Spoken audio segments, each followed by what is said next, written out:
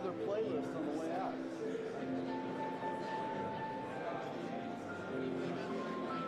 Not enough show tunes for you? Really? What do you like?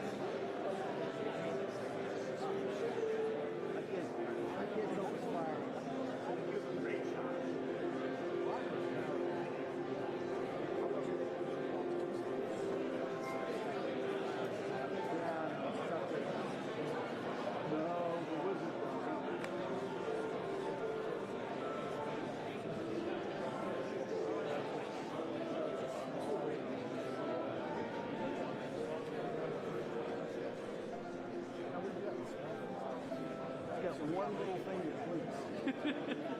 So I'm hoping it doesn't do its thing. So, yeah. So it's, look on the back of this one. See thing says, has the camera symbol at the very top? Oh, yeah. That's how it does.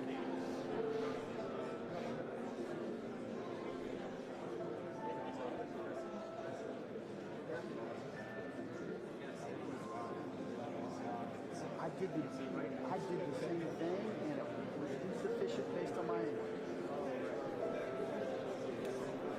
Thank you, my brother. Very kind. It's the first time using it, so everything's an experience. Supposed to be better. So Raul's been testing them in LA.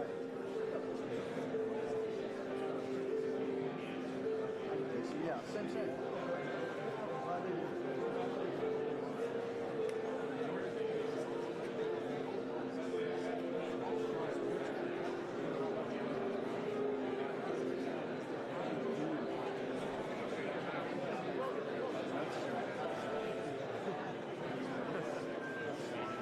They're supposed to be backwards. Right. These are supposed to be backwards compatible with the E versions, and that has not held true so far. See, I've checked, according to the turn on of the transceiver, it says I have the E-release firmware. Ladies and gentlemen, But please welcome 2025 Commander-in-Chief's training, the United States Naval Academy Midshipman.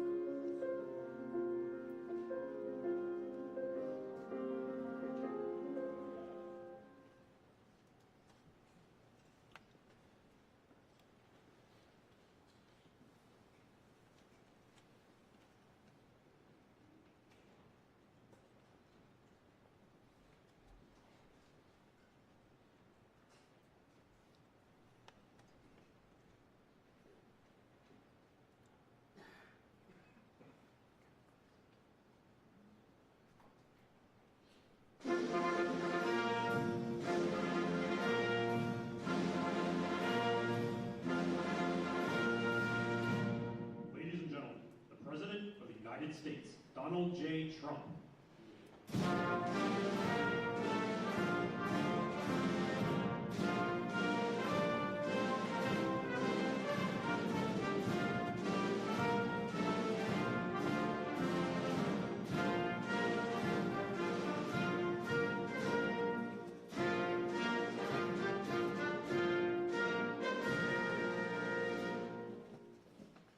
Thank you very much, please. I want to begin by just saying we're doing extremely well in Iran. The difference between them and us is they had a Navy 2 weeks ago, they have no Navy anymore. It's all at the bottom of the sea. 58 ships knocked down in 2 days. And we have the greatest Navy anywhere in the world. It's not even close. So we are doing really well. We're not going to let them have nuclear weapons. Because if they had them, they'd use them, and we're not going to let that happen. Should have been done a long time ago by other presidents. So it's an honor to be here. This is fun. And these are great athletes standing behind me. Great coaches, general managers, great people, and a great superintendent. Hello, superintendent. We only put our finest as these superintendents for these great schools because we don't want to have somebody that they don't look up to. We take our best, and they're really amazing. For the second year in a row, it's my great honor to officially present the Commander-in-Chief's Trophy to the one and only Navy midshipman football team with 11 wins and 2 losses, playing the best teams in football. As you say, I used to always think of the military services, they play like a little step below. They play the big teams and they beat them. These players achieved one of the most impressive seasons in Navy football history and any football history, frankly. And I just want to congratulate the midshipmen. I met them backstage and they're great. Thank you. Congratulations.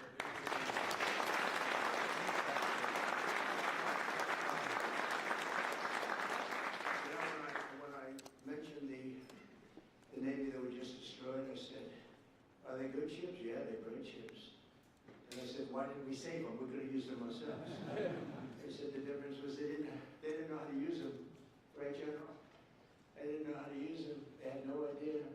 But I want to recognize Navy Athletic Director Michael Kelly, who has just done an incredible job. Thank you very much.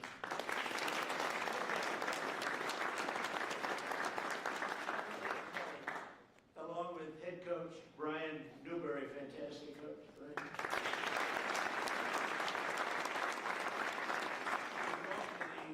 Second best start for any football coach in school history. What's second? Who's first? That must have been a Roger Staubach here, maybe, or something. Because I tell you what, I got to watch Roger Staubach, and he was something. It was like, I have to say, I said it, and some people were insulted by it, but it was like a man playing with children. He would single-handedly win those games. It was incredible. Thanks as well to your superintendent, Lieutenant General Michael Borg-Schulte, who is an accomplished Navy linebacker, a very good one, back in the day. We're also pleased to be joined by Secretary of War Pete Hegseth. Now, I don't know if he's here because I actually told him he had an option, be in the sit room, you know, the famous situation, but be up here. And if it's okay, I told him, but I think he has 2 very beautiful sons up here. They're the best. Boone and Jackson, are you 2 guys? Well, I told your father, just be in the situation room. We're okay with that, right? I think so. Right, Coach?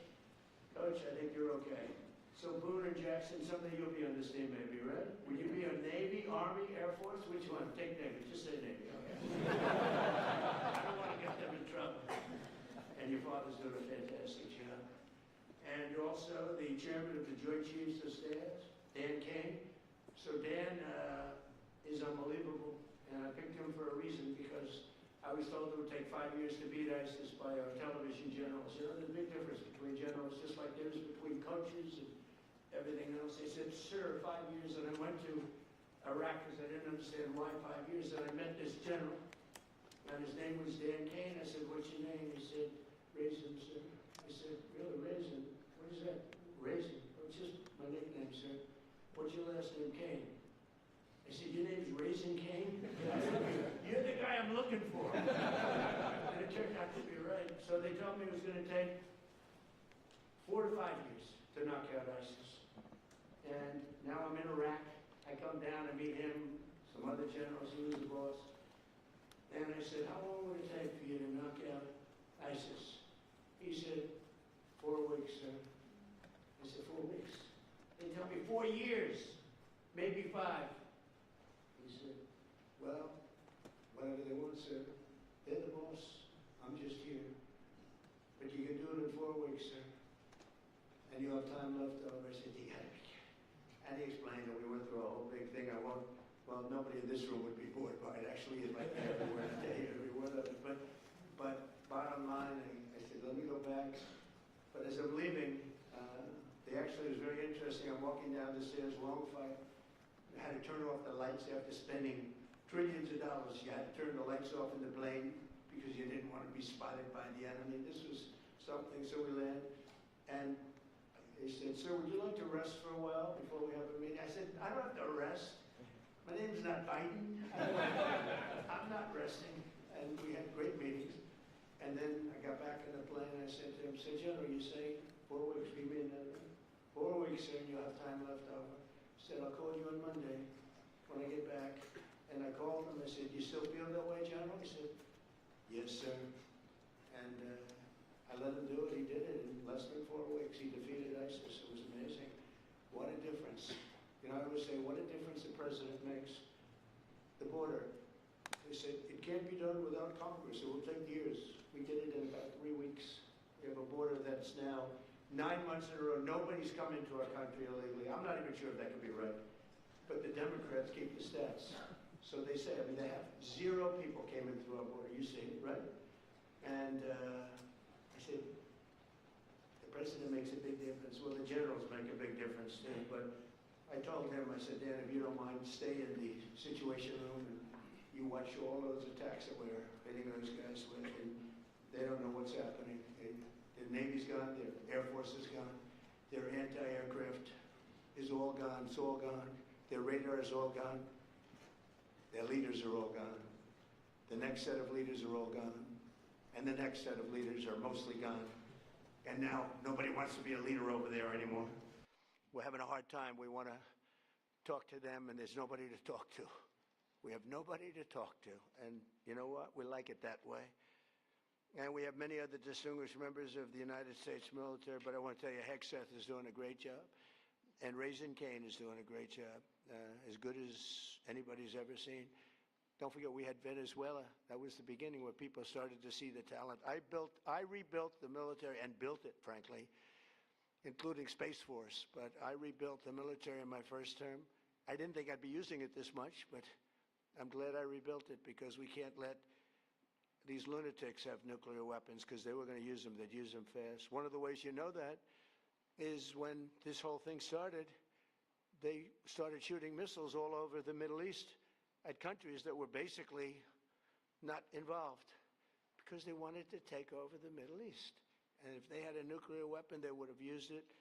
The only question would have been the first hour or the first day.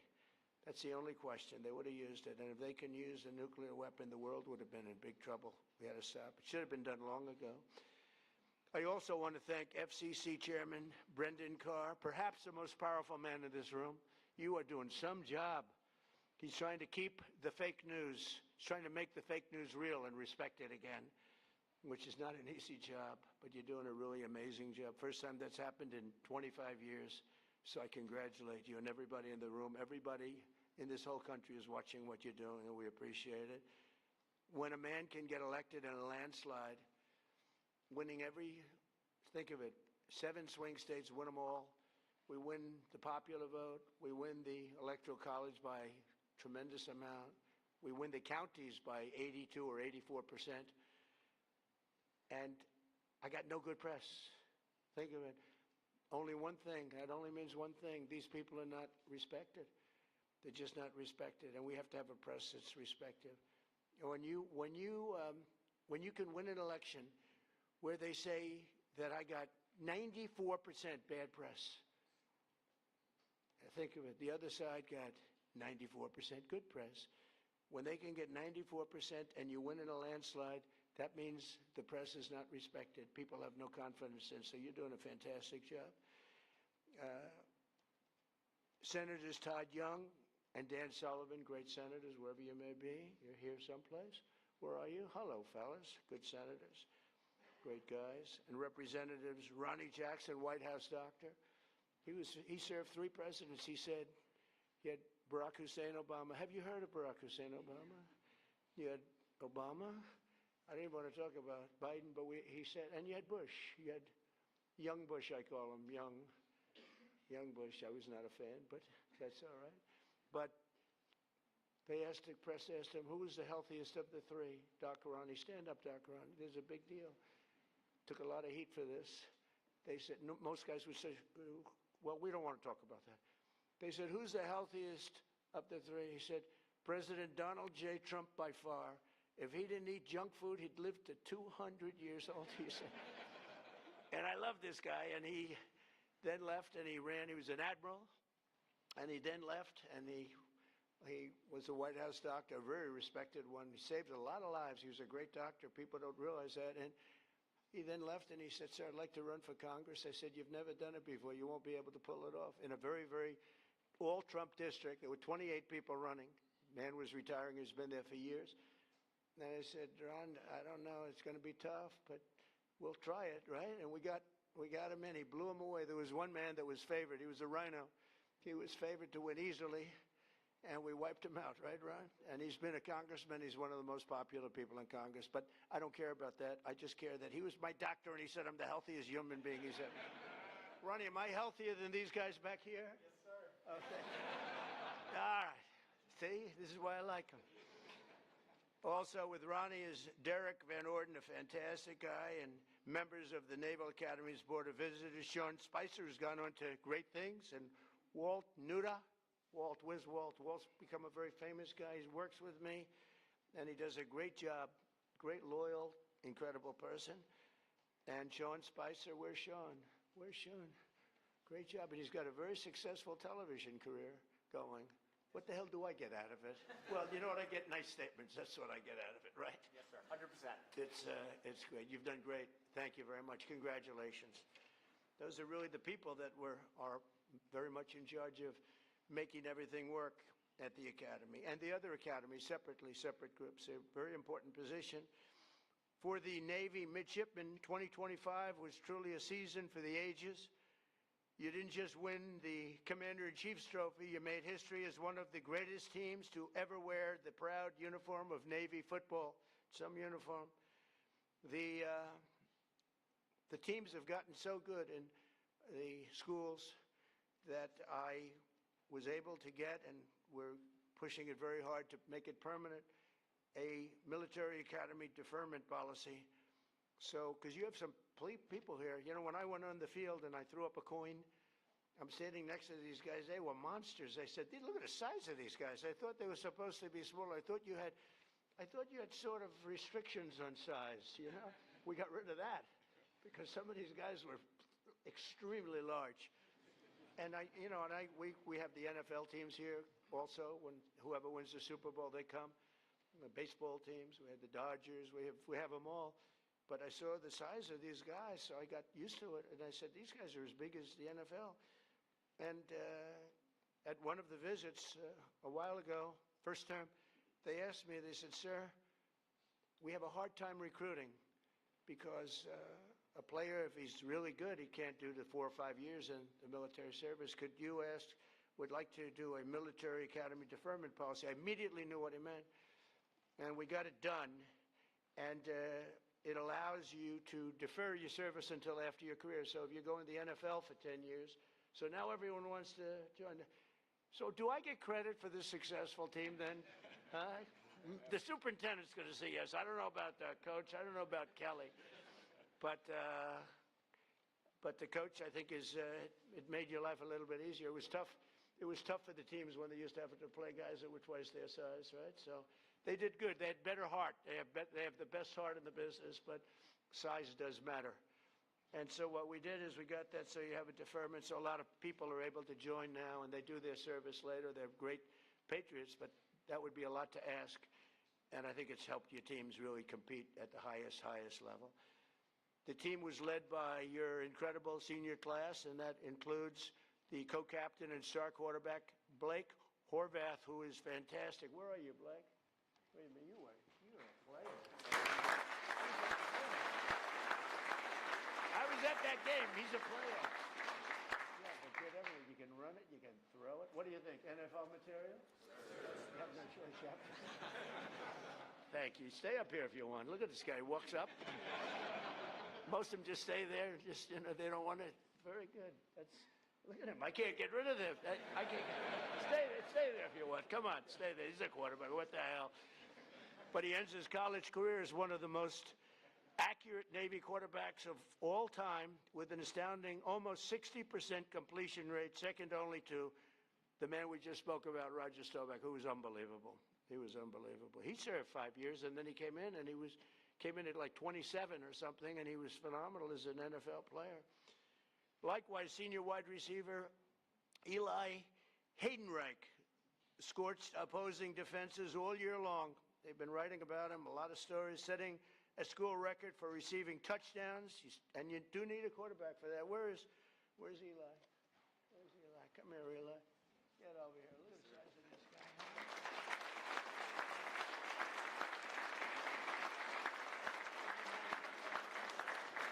They're all saying he's got NFL. Pretty good. I see by the size of those hands you have no trouble catching we're going to bring them down to the Oval Office.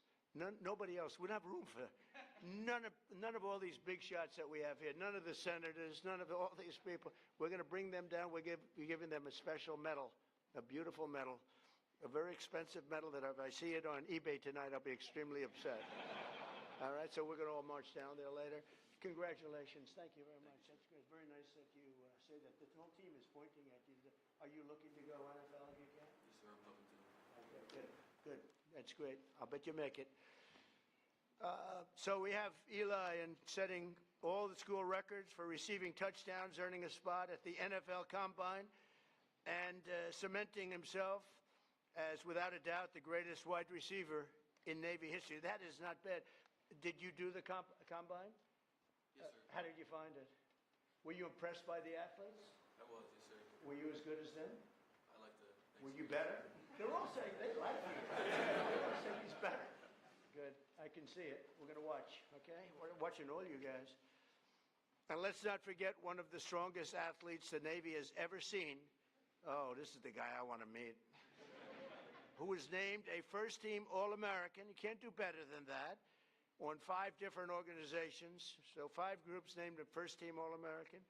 Senior lineman and co-captain Landon Robertson. Where's Landon? Where is he?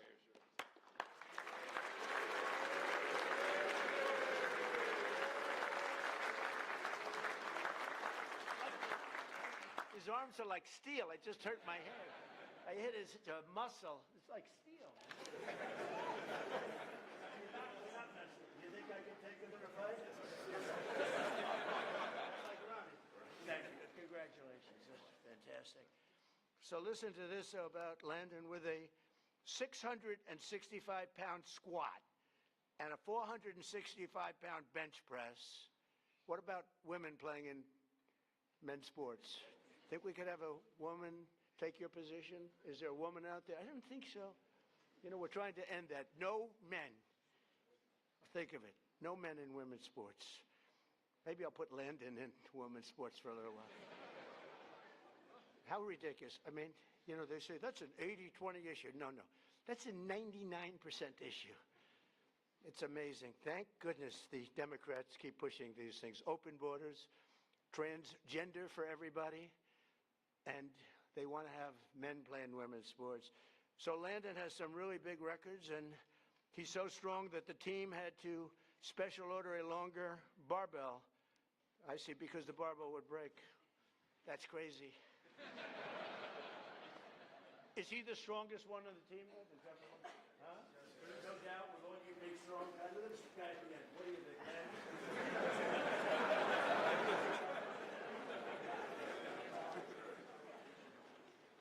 So thank you very much. We have a lot of fun at these things. I love sports, and I love athletics, and I love competition.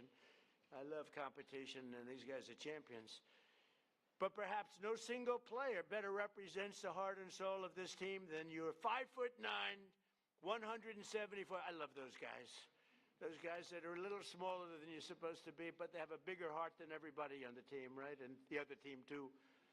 174-pound playmaker who delivered key knockouts and blocks on opponents almost twice his size.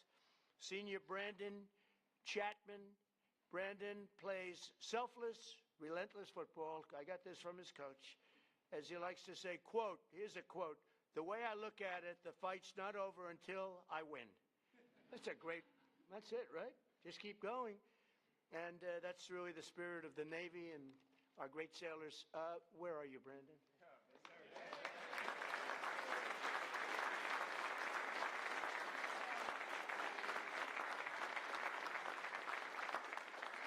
I love him. Boy, I tell you, you don't have players like that. You don't win. You just can't win. You need people like Brandon, and they all have that big heart. It's very tough when you get into that elite group. When you beat those schools that are big and powerful, it's a pretty amazing thing. This group of winners opposed and opened the 2025 season with 7 straight victories, including a thrilling win over one of your top rivals. It's always tough, too, Air Force. Coach, Air Force is always tough. What is that? I mean, they're always tough. You beat them, but they always seem to have a good record. and they always seem to do well, right? But no problem with this team, right? What was the score you won by, Coach? Was it a close game or not that close? 1 by 3. 1 by 3. You won a couple of close ones, but you won. Doesn't really matter as long as you win, right? So that's great, Coach. But as every Navy football player knows, you don't make it to the White House unless you also triumph over Army on that second Saturday of December, which is the whole deal. I was at that game. It was amazing. It was an amazing game. The spirit. And I have to say, they introduced Trump, the place went crazy. There were no, let's give a little boo. There wasn't a boo in the house. Even the fake news couldn't say. I've gone to games where I would say I got 97%, but there might be one person, boo, boo. They cover that person. They interview that person. That person becomes a star. But they couldn't find any person at that game. That was some game. It was some scene in the historic 126 Army-Navy football game. And again, something I really enjoyed. I love being there. I'll be there. Coach, I'll be there. You got to be back, Coach. We can't ever lose you. You'll be back, right? You better be back. Do whatever you do, Kelly. Get him signed, right? Speaking of that, and you get him signed, all right? But you battle back from a 2-score deficit to draw within 6 points in the fourth quarter. I was there. It was looking not great. It was not looking great. Fellas, you know, I can't say I was rooting for you, but I did want to see that commander-in-chief deal. Is a big deal, right? And it only happens if you win, and it wasn't looking great. With time slipping away, Navy mounted one final drive, and you marched downfield, nearing the goal line after running back Alex Teska broke loose into the secondary, which was amazing, for a huge 24-yard gain. Okay, where's Alex? Where's Alex? I saw Alex before.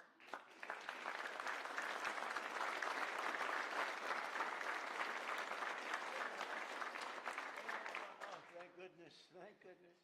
That was fantastic. I watched that because it was not looking good. After you did that, the momentum shifted, right, Coach?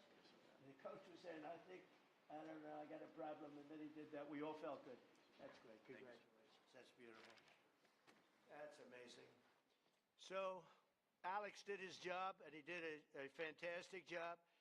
But every football player knows, every single one of them, that you don't have heart, you don't have that. You can have all the strength, like Brandon, you can have all the strength you want, but if you don't have heart, that's exactly what Alex showed, and he's another one that's known for that. Then 3 times the formidable Army defense held the line, and they really held it, making it 4th and goal, midshipmen. So it's time to do or die, right, Coach? And with 6 minutes and 37 seconds left on the clock, other teams might have kicked an easy field goal, but that's not this, Coach.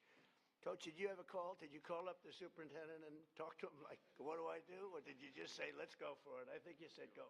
I think you just go for it, right, Coach? But not this team with this coach, with the Commander-in-Chief's trophy on the line, which is a big deal. Blake dropped back in the pocket, surveyed the field, delivered a strike across the middle to Eli for a touchdown, and secured victory over Army in one of the most iconic moments in Navy football history. I wouldn't say in Army football history. I guess it was iconic also, but not quite in the same manner. But I watched that. That was incredible. The annual Army-Navy game is truly one of the most special occasions in all of sports, but in recent years, the college football playoff expansion has encroached on this sacred 4-hour time slot traditionally reserved for Army, Navy. So what did I do? I went out. I don't know if I could have pulled it off. I have much more power in my second term, don't you think? What do you think? Would you say, Brandon? Much more power. First term, I don't know if I could have gotten away with this, but what did I do? I went out and said, I'm going to sign an executive order to ensure that the second Saturday in December is preserved exclusively. Nobody's playing football. Not Ohio State against Notre Dame. Not LSU against Alabama.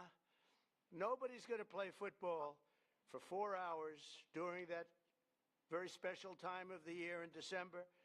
It's preserved forever for the Army-Navy game. Now, if you don't want to watch football, you don't have to. But if you want to watch football, you're only watching one game. You're not watching 19 different games. All of them in many ways big. So, Coach, that puts a little pressure because the whole world's going to be watching. So nobody else is going to be allowed. Of course, we'll probably get sued at some point. We always get sued. But we win those suits, and we'll win this one. The only game that's going to be played, so we preserve that time, no matter who it is. You're playing the Army-Navy game. It keeps it special. We like it, right? Are you okay with it? Huh?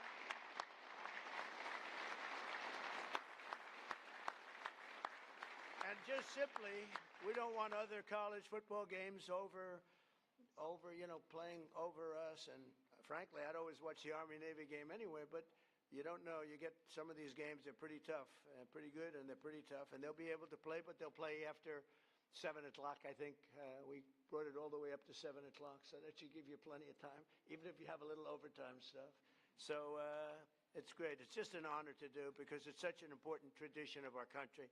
It's beyond football, actually. It's a tradition of our country. In 2 short months, the 28 seniors on this team will be commissioned as officers in the greatest military the world has ever seen. We have the greatest military in the world, the strongest, the greatest, and we're proving that when you can take Venezuela in a matter of minutes, put somebody on a helicopter that was well guarded with thousands of people with iron doors. Those doors were like plastic. The United States Navy, the Marines, the whole military, we have the greatest in the world. I was so proud of what I did, and I always loved Space Force because that was my baby. That has never happened. That hasn't happened in 81 years, a new force, and it hadn't happened. And I think we all agree that Space Force has become, you think, right, very important to the success that we're having even now. Over the past few weeks, the world has seen the true strength and might of our sailors and aviators as they fought in one of the most complex and successful military operations of all time against the Iranian regime. And it's amazing. It's not, I don't want to get too crazy here. Not a contest. It's not even a contest. They do whatever they want. They can't, they had a lot of great equipment. Russian equipment, Chinese equipment, they had plenty of money. That equipment was useless against us, useless. No force on earth can beat the American sailors or the American military. We're the strongest in the world by far.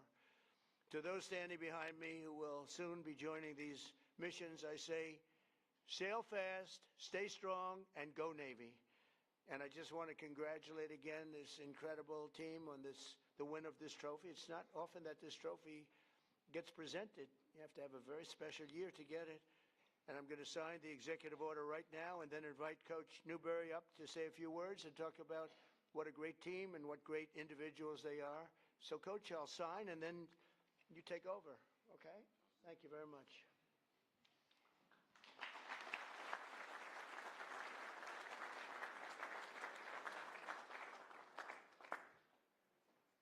This is not an auto pen. Imagine taking it and say, would you please have this signed? Somehow, I don't know how they got by that. It didn't work. Let's go.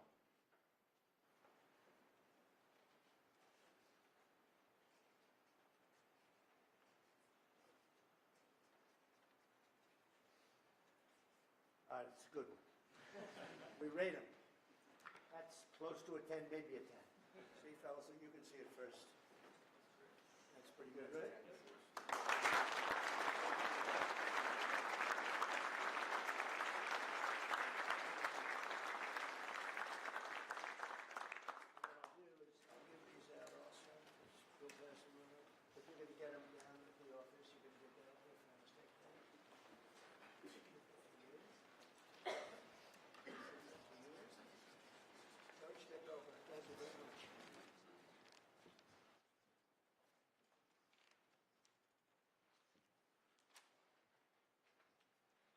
Good morning. Thank you, Mr. President. Thank you for signing that executive order, protecting the sanctity of the Army-Navy game. It's a game with a soul, and it deserves to be protected. Thank you very much. Thank you to you and your staff, your gracious hospitality, and for making today's ceremony possible. Thank you to the distinguished guests and everyone in attendance for being here to recognize this team and this exceptional group of young men. On behalf of our players, our staff and their families, our superintendent, General Michael Bugschulte, and our athletic director, Michael Kelly. It is truly an honor to be here. We're grateful and humbled to be back again. As I shared last year, it's been our goal to return to this stage many times during your tenure, Mr. President. There's no higher honor in our program than standing here representing the Naval Academy, the entire brigade of midshipmen, the Brotherhood, and all the men and women who serve and have served in our Navy and Marine Corps. These young men understand that wearing the Navy uniform comes with a responsibility greater than football. Each day they strive to live up to the core values of honor, courage, and commitment, and the standards of those who came before them. Leaders of character who have gone on to serve our country with distinction. What they accomplished this season is a direct result of that ethos and mindset. The players here on stage and to my left in the audience are some of the very best our country has to offer. In just a little over 2 months, these 28 seniors standing behind me will graduate and commission as officers in our Navy and Marine Corps under your command, Mr. President. They will do so with character, discipline, and the values that define this institution. I also want to recognize our fellow service academies, the United States Army and the United States Air Force. The rivalry we share is among the greatest traditions in college football, but it is grounded in deep and enduring respect, because we know that one day many of these young men may stand shoulder to shoulder in defense of our nation. The Commander-in-Chief's trophy represents the commitment, discipline, teamwork that define the future leaders and warfighters of our armed forces. Every day our players balance the demands of Division I athletics with the responsibility of preparing to serve as officers. That challenge forges the character this trophy represents. In our view, it is the most meaningful and honorable trophy in all of college sports. To our families, alumni, and the countless people who support the Naval Academy, thank you. Your belief in these young men and in what this institution stands for makes moments like this possible and special. Mr. President, thank you for hosting us today and for your continued support of the men and women who serve our great country. This time, I'd like to bring our two captains, Landon Robinson and Blake Horvath, up to present you with a couple of gifts. Great. Thank you.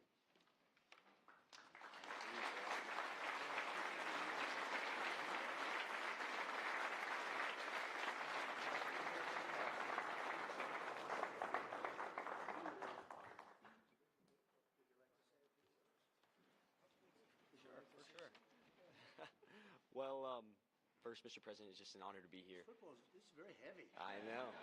You have a strong neck. Like you said, well, you're the healthiest guy here, so you got the neck to do it. Yes, sir.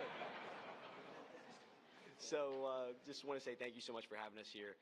Absolute honor. And last year, I was hesitant to say it's a once-in-a-lifetime experience, right, because I knew we'd be back this year. So I'm glad I can now say it's a twice-in-a-lifetime experience. And just couldn't have done it without our whole team here, right? Our support staff, from the strength and the trainers to all these guys and all the guys who are still at school right now in class.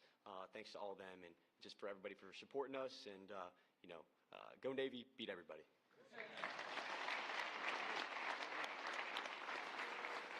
Absolutely. First off, thank you, Mr. President, for the opportunity to be here. Blake said most of it, but I'm just so thankful to all my teammates and all my coaches for all the hard work they've put in. It's very hard to go 11-2 in a season, but I couldn't be more proud to play for Navy football, and I couldn't be more proud to represent the United States Naval Academy. So go Navy, beat Army forever.